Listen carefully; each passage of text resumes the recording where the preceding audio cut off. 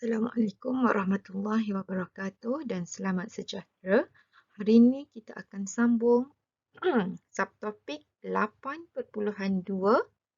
iaitu mekanisme pernafasan.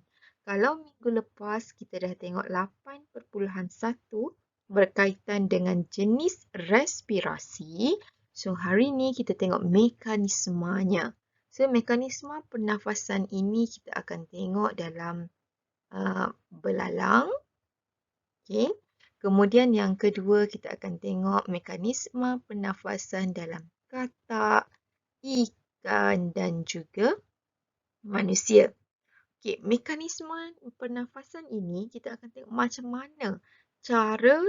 mana yang membolehkan organisma-organisma ini bernafas. Tarik nafas, hembus nafas, macam mana udara boleh masuk dan keluar daripada sistem pernafasannya.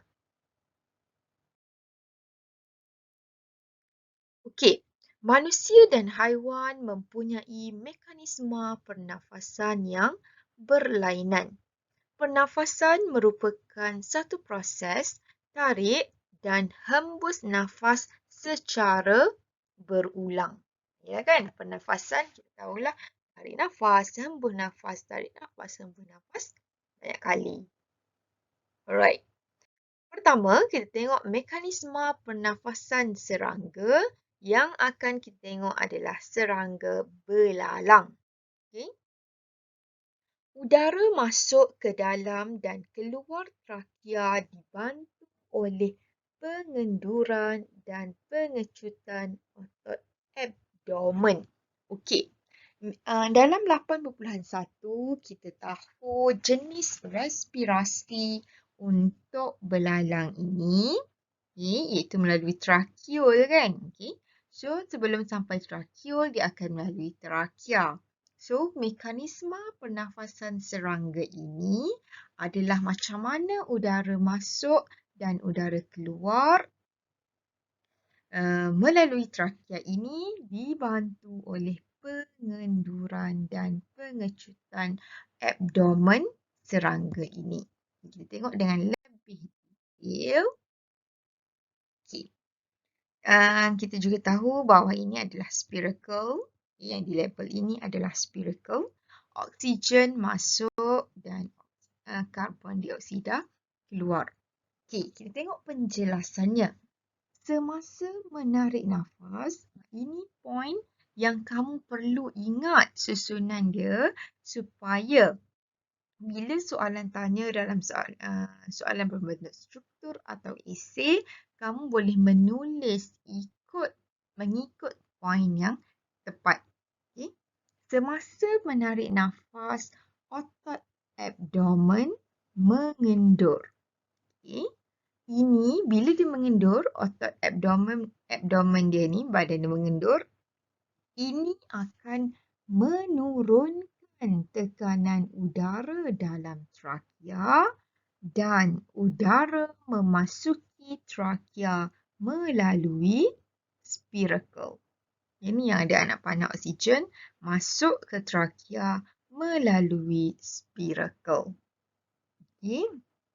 So, poinnya semasa menarik nafas, otot abdomen mengendur. So, bila dia mengendur, otot abdomen mengendur, ini akan menurunkan tekanan udara di mana? Tekanan udara dalam trakea. Bila tekanan udara turun ataupun tekanan udara rendah, okay, sebabkan udara memasuki trakea. So, jadilah udara masuk ke trakea melalui spiracle. Okay. So, tarik nafas, otot abdomen mengendur, tekanan udara berkurang dalam trakea, udara akan memasuki trakea melalui spiracle. Okay. Poinnya mesti tepat ikut susunan yang betul supaya nampak jelas ya. Okay. Selepas tarik nafas, serangga ini yang kita bagi contoh ini adalah belalang. Semasa menghembus nafas, otot abdomen akan mengecut. Ia sebenarnya berlawanan dengan tarik nafas. Kalau semasa menarik nafas tadi, otot abdomen mengendur, ini hembus nafas, otot abdomen mengecut. Okay. So, ini meningkatkan tekanan udara dalam trakea. So, bila tekanan udara dalam trakea tinggi, ini akan memaksa udara keluar melalui spiracle. Okay. Cikgu harapkan boleh ingatlah dia punya point dia. Okay. So, bila ingat senang je sebenarnya. Semasa tarik nafas, abdomen mengendur. Bila dia mengendur, tekanan udara dalam trakea tu turun. Ataupun rendah. Bila tekanan udara rendah, menyebabkan udara akan masuk ke trakea melalui spiracle. Hembus nafas pula, abdomen mengecut.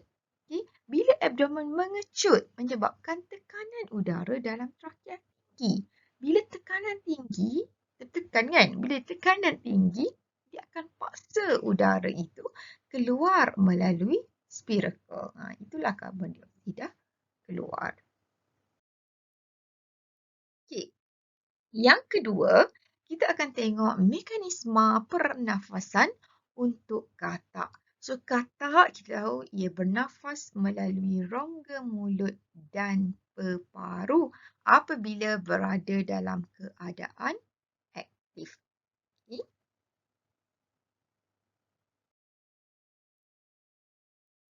Okay, ini juga sama mesti mengikut susunan yang betul. Okay. Semasa menarik nafas, apabila katak bernafas melalui lubang hidung, mulut dan glotis tertutup. Okay, glotis kat mana? Dah label siap-siap kat sini. Okay. Mulut dan glotis tertutup dan dasar rongga mulut diturunkan. Ni diturunkan. Okay, so ingatlah semasa tarik nafas, bila katak bernafas melalui lubang hidung, pertama, mulut dan glotis tertutup. Okay. Dan dasar rongga mulut diturunkan. Okay. So, bila dasar rongga mulut diturunkan, kita boleh tahulah kan, bila turunkan ni, dia jadi luas isi padu kat sini. Okay. So, tekanan udara dalam mulut katak ini, tekanan udara dalam rongga mulut katak ini adalah rendah. Okay. Jadi, bila tekanan rendah, dia akan menarik udara masuk ke dalam rongga mulut melalui lubang hidung. Kalau kamu ingat, serangga tadi pun, contohnya belalang tadi, bila tekanan rendah, udara akan masuk. Sama juga macam katak. Bila tekanan udara rendah dalam rongga mulut ini, dia akan menarik udara masuk ke dalam rongga mulut. Okay. Kalau serangga tadi melalui spiracle, katak ini adalah melalui lubang hidung. Okay. So, udara masuk. Ingat tarik nafas, semasa tarik nafas, mulut dan glotis tertutup, dasar rongga mulut diturunkan, tekanan udara menjadi rendah. Bila tekanan udara dalam rongga mulut rendah, ini akan menarik udara masuk ke dalam rongga mulut melalui lubang hidung. So, cikgu pesan ingat dia punya susunan.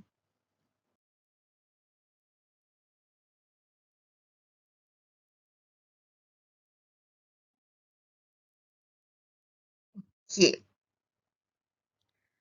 Apabila glotis terbuka, lubang hidung tertutup, dasar rongga mulut naik, tekanan udara meningkat, akan menolak udara ke dalam peparu.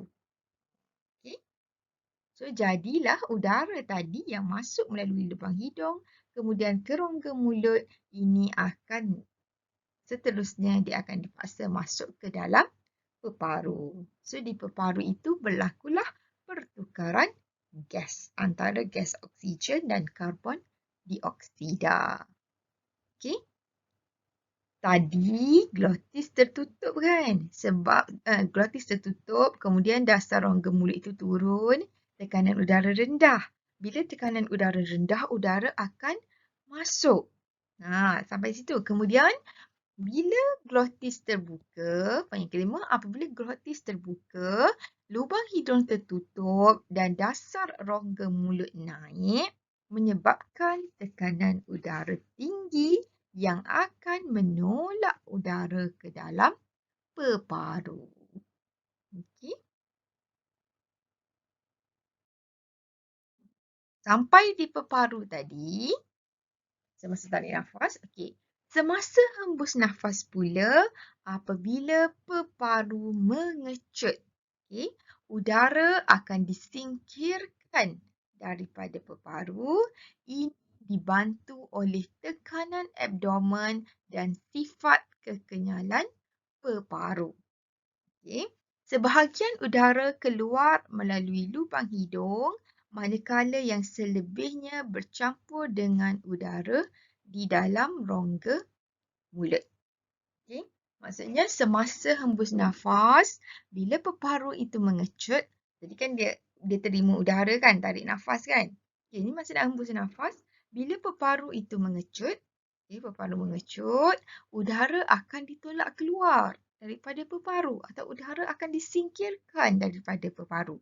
So, ini dibantu oleh apa? Dibantu oleh tekanan abdomen dan sifat kekenyalan peparu itu sendiri. Okay? Kekenyalan kan? Maksudnya dia boleh berubah bentuk, kemudian dia kembali kepada bentuk asal. Okay? So, bila peparu mengecut, mengembang tadi itulah, itu yang dikaitkan dengan kekenyalan peparu. Okey. Sebahagian udara akan keluar. Okey. Sebahagian udara. Udara yang keluar ini yang kaya dengan karbon dioksida lah. Udara keluar melalui lubang hidung, manakala yang selebihnya bercampur dengan udara di dalam rongga mulut. Okey. Semasa hembus nafas bagi seekor katak. Okay. Senang je. Tarik nafas, hembus nafas. Kamu ingat dia punya flow. Bermula dari mana penerangan dia. Okey, organisma yang ketiga adalah ikan. So, mekanisme pernafasan ikan. Mekanisme pernafasan ikan ini dibantu oleh mulut dan juga operculum. Okay, dibantu oleh mulut dan juga operculum dia. Ni, buka tutup, buka tutup. Okay. Ikan melakukan ventilasi dengan berenang dan dengan membuka dan menutup operculum. Okay, sebab tu, ni operculum kat sini. Sebab tu kamu tengok masa ikan berenang, ni tepi dia ni, macam pipi dia ni kan, akan terbuka dan tertutup. Terbuka dan tertutup. Okay. So, itulah yang dikatakan dengan ikan melakukan ventilasi dengan berenang. So, dengan cara buka dan tutup operculum dia. So, bila seekor ikan membuka dan menutup operculum, ini menyebabkan air masuk ke dalam mulut dan seterusnya melalui insang. Air akan masuk. Sebenarnya air yang masuk ini membawa oksigen. Air yang keluar ini membawa bersama karbon dioksida.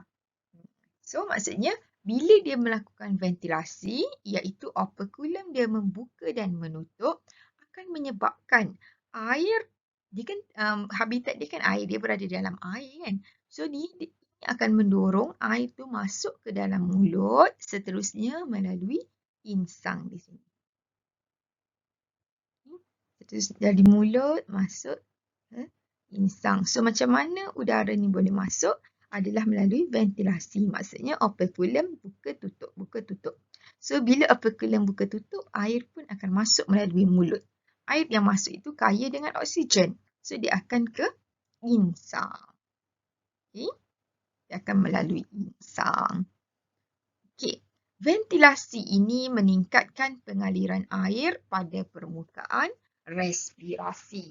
Kalau kamu masih ingat ciri-ciri untuk memastikan respirasi ini cekap, efisien, optimum adalah dengan memastikan permukaan respirasi itu sentiasa lembap. So, untuk ikan inilah salah satu caranya.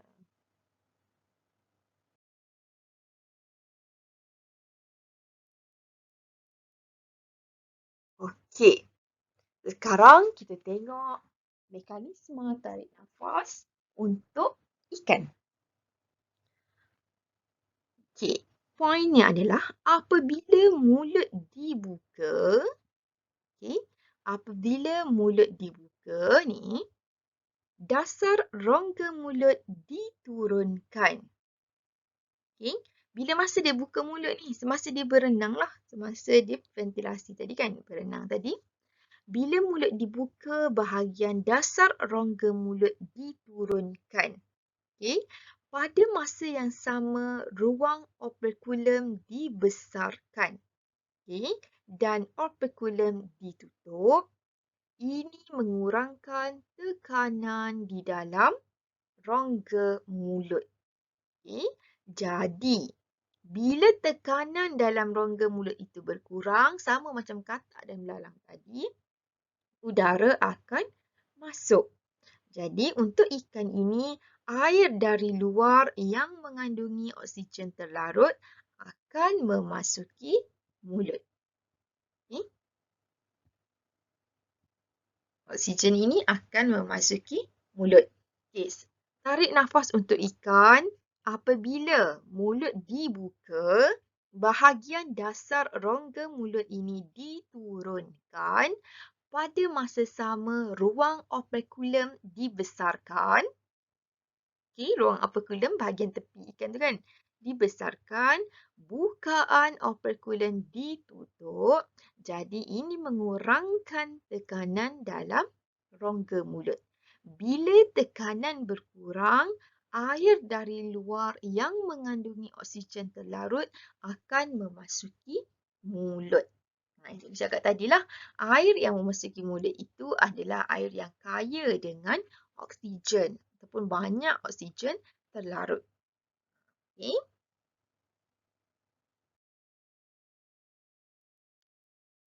Okay, tadi dia dah masukkan oksigen dalam ikan. Sekarang, bila ikan tu hembus nafas, so macam mana mekanisme hembus nafas untuk ikan?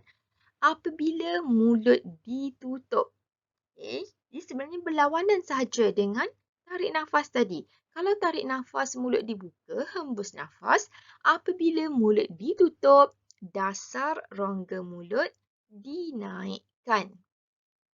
Air akan mengalir melalui lamela insang dan pertukaran gas antara darah dengan air berlaku secara resapan.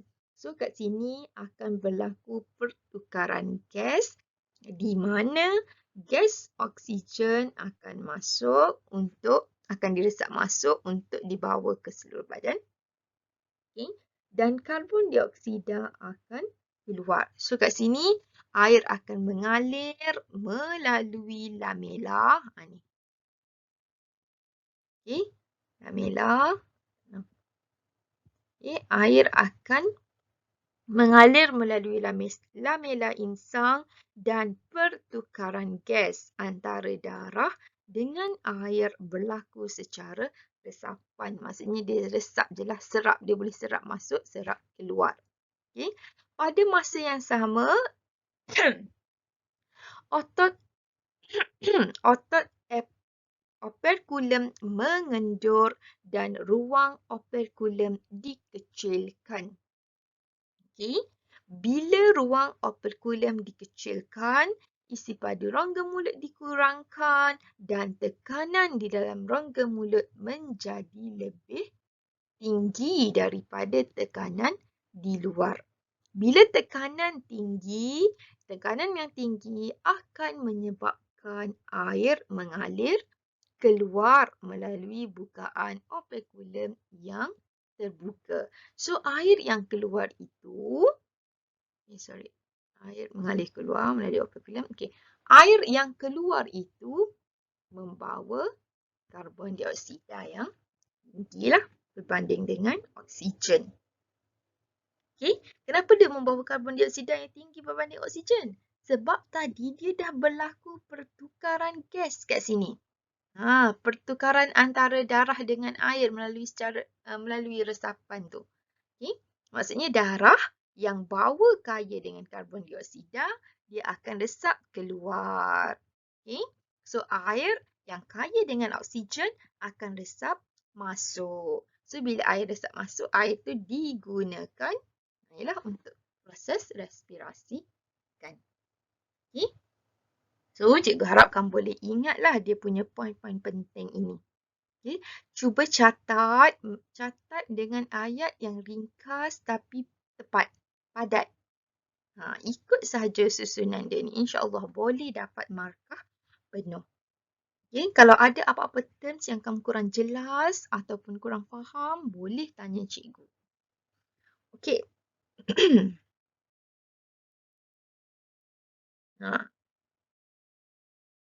Last sekali adalah mekanisme pernafasan untuk manusia. Yang ni cikgu rasa tak ada masalah sebab kamu dah belajar tingkatan 3. Okey, kita tengok juga untuk tarik nafas bagi manusia. Kita kenal dulu tulang rusuk, otot interkosta, diafragma, terus vertebra. Okey, semasa tarik nafas, yang ni pun macam biasa kamu kena ingat dia punya point. Okay. Semasa tarik nafas, otot interkosta luar mengecut. Manakala otot interkosta dalam mengendur. Ingat, otot interkosta luar dia akan mengecut, bahagian dalam akan mengendur. Jadi, bila otot interkosta luar mengecut dalam mengendur, ini akan menyebabkan sangkar rusuk naik ke atas dan ke depan. Okay. Kamu cuba tarik nafas. Tarik nafas, kamu akan rasa kan sangkar rusuk itu naik ke atas dan ke depan. Kamu sendiri boleh rasa bila buat tarikan nafas. Okay. Pada masa yang sama, poin yang ketiga, pada masa yang sama, otot diafragma mengecut dan diafragma turun ke bawah menjadi lepir dan mendatar. Okay. Kedua-dua pergerakan ini menyebabkan isi padu rongga toraks bertambah. Okay. Bila isi padu rongga toraks bertambah, tekanan berkurang. Tekanan atmosfera lebih tinggi di luar yang akan memaksa mendesak udara masuk ke dalam peparu. Kotak pula ni. Masuk melalui lubang hidung, masuk melalui mulut. Okay. Ingat tarik nafas, otot interkosta luar mengecut, otot interkosta dalam mengendur. Ini menyebabkan sangkar rusuk dinaikkan ke atas dan ke depan. Pada masa sama, otot diafragma pula mengecut dan diafragma turun ke bawah menjadi lepir dan mendatar. Okay. Kedua-dua pergerakan ini akan menyebabkan isi padu dalam rongga toraks bertambah dan tekanan berkurang. Okay. Ia akan berlawanan. Tekanan atmosfera yang lebih tinggi di luar akan memaksa udara masuk ke dalam peparu. Okay. So, respirasi bagi manusia ini, pertukaran gas bagi manusia ini berlaku di alveolus. Okay. Barulah. Okay. Seterusnya, hembus nafas. Okay. Semasa hembus nafas ini adalah berlawanan dengan tarik nafas. Otot interkosta pula. Otot interkosta luar pula yang akan mengendur, manakala otot interkosta dalam mengecut. Berlawanan dengan tarik nafas tadi. So, tindakan ini menyebabkan sangkar rusuk digerakkan ke bawah dan ke dalam. Okay. Pada masa sama, otot diafragma mengendur dan diafragma kalau tadi luruskan lepeh kan. So, ini akan menyebabkan kalau hembus nafas menyebabkan diafragma melengkung ke atas dan berbentuk kubah. Ni. Ni dia berbentuk kubah. Kita tarik sikit ke atas. Okay. Ini yang dikatakan berbentuk kubah tadi. Kedua-dua pergerakan ini menyebabkan isi padu rongga toraks berkurangan dan tekanan rongga toraks bertambah. Okay. Bila tekanan rongga toraks bertambah, udara didesak keluar dari peparu. So, udara yang keluar ini adalah yang kaya dengan karbon dioksida. Okay. Hembus nafas, otot interkostal luar mengendur, otot interkostal dalam mengecut, menyebabkan sangkar rusuk digerakkan ke bawah dan ke dalam. Pada masa sama, otot diafragma mengendur dan diafragma melengkung ke atas berbentuk kubah. Kedua-dua pergerakan ini menyebabkan isi padu rongga toraks berkurang, tekanan rongga toraks bertambah, menyebabkan udara didesak keluar dari peparu. So, udara yang keluar itu adalah kaya dengan karbon dioksida. Okey. Akhir sekali kita akan tengok perbandingan ya. Perbandingan iaitu persamaan dan perbezaan antara mekanisme pernafasan dalam manusia dan juga haiwan. Okay. Dari segi persamaan, manusia dan haiwan mempunyai struktur khas berotot untuk mengembang dan mengecutkan rongga pernafasan. Okay. Mekanisme pernafasan melibatkan perubahan isi padu dan tekanan dalam rongga pernafasan kan. Isi padu rendah, tekanan tinggi, memaksa udara keluar. Okay. Isi padu tinggi, tekanan rendah menyebabkan udara masuk. Okay. So, dari segi perbezaan diringkaskan dalam satu jadual ini. Okay. Ciri yang dibezakan adalah dari segi liang pernafasan, struktur yang membantu pernafasan dan mekanisme pernafasan. Okay. Liang pernafasan untuk serangga adalah spiracle, untuk ikan mulut dan operculum, untuk katak lubang hidung, untuk manusia lubang hidung. Struktur yang membantu pernafasan untuk serangga adalah thorax dan abdomen. Okay. Trachea tadilah. Ikan, operculum dan rongga mulut berotot. Katak, struktur yang membantu pernafasan adalah rongga mulut dengan dinding yang berotot. Okay. Manusia, diafragma, sangkar rusuk dan juga otot interkostal. Okay.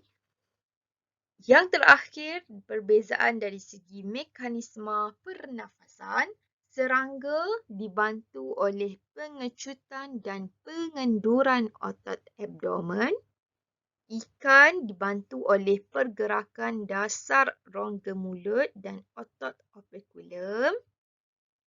Katak dibantu oleh pergerakan pantas dasar rongga mulut dan juga sifat kekenyalan peparu. Dan manusia dibantu oleh pengecutan dan pengenduran otot interkostal dan diafragma serta pergerakan sangkar rusuk ke atas dan depan serta ke bawah dan ke dalam. So, kalau kamu tengok mekanisme pernafasan ini adalah apa yang terjadi pada organisma ini. Okay. Contohnya kalau serangga masa nak tarik dan hembus nafas melibatkan pengecutan dan pengenduran otot abdomen. Kalau ikan, tarik dan hembus nafas dia dipengaruhi oleh pergerakan dasar rongga mulut yang kita kata naik ke atas turun ke bawah tadi tu. Okay. Katak pula dibantu oleh rongga mulut juga. Selain itu dibantu juga oleh sifat kekenyalan peparuh itu sendiri yang boleh mengembang dan mengecut. Manusia pula, mekanisme pernafasan dia dikaitkan dengan pengecutan dan pengenduran otot interkosta dan otot diafragma dan juga pergerakan sangkar rusuk ke atas dan ke depan. Sangkar rusuk ke atas dan depan serta ke bawah dan ke dalam. Okey. So, itu adalah persamaan dan perbezaan antara mekanisme pernafasan dalam serangga, ikan, katak dan juga manusia. Okay. So, kalau boleh kamu cuba buat nota ringkas mengenai aliran. Macam mana sesuatu organisma itu, apa yang berlaku semasa organisma itu tarik nafas dan hembus nafas. Okay. Jangan lupa kalau ada soalan, ada yang tak faham masa kamu buat kerja tu, masa kamu isi modul tu, jangan lupa boleh tanya cikgu. Okay, so sampai di situ sahaja untuk 8.2. Jumpa lagi untuk 8.3 nanti. Okay, terima kasih.